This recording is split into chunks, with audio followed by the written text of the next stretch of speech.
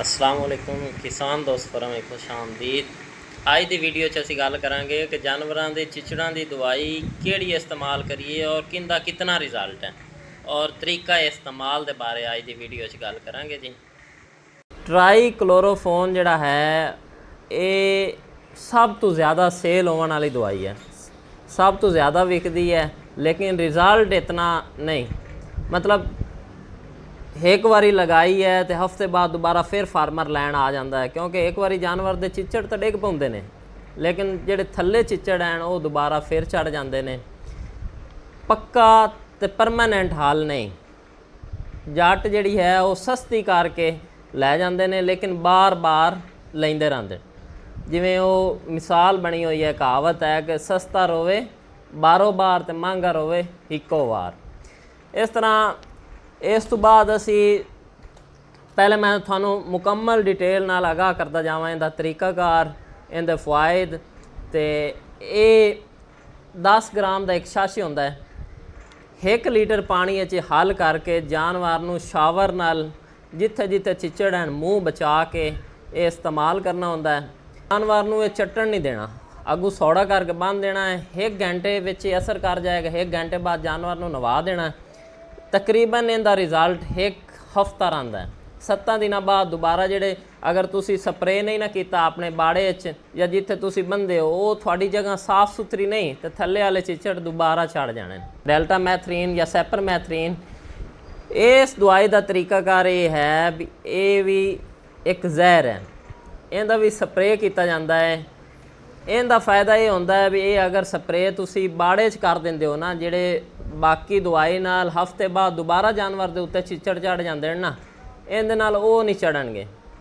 भी वाड़े विच भी स्प्रे कर दो, जिथे जानवर तुसी बंदे हो अंदर बंदे हो तो अंदरों बाहर कढ़ के जानवरों नूं अंदर स्प्रे कर दो, फिर जदों अंदर बनने ने उदों बाहर वाली जगह ते तुसी स्प्रे कर सकते हो।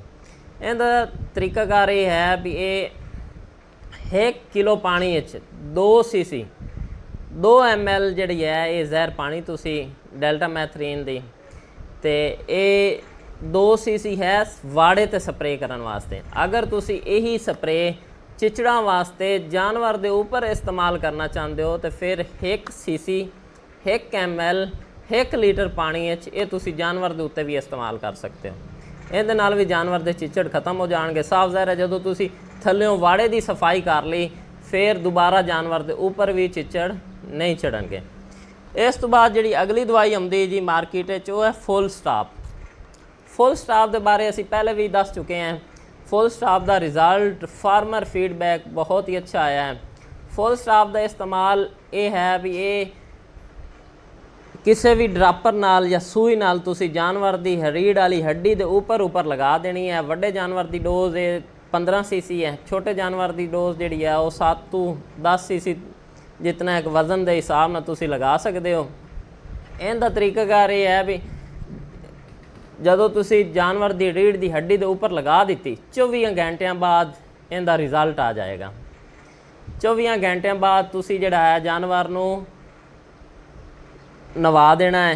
अगर नहीं भी नवाते तो कोई मसला नहीं। इहदे नाल जानवर का जिस तरह पहले वाले पाउडर लवावन नाल जानवर चट लवे तो जहर है, जहर उनके अंदर असर कर सकती है, वो नुकसानदेह है, उनका चट्टन तो उन्होंने बचाना ज़रूरी है। इनका वो भी खतरा कोई नहीं। दूसरा इनका फ़ायदा ये है भी जानवर के चिचड़ भी खत्म हो जाएंगे।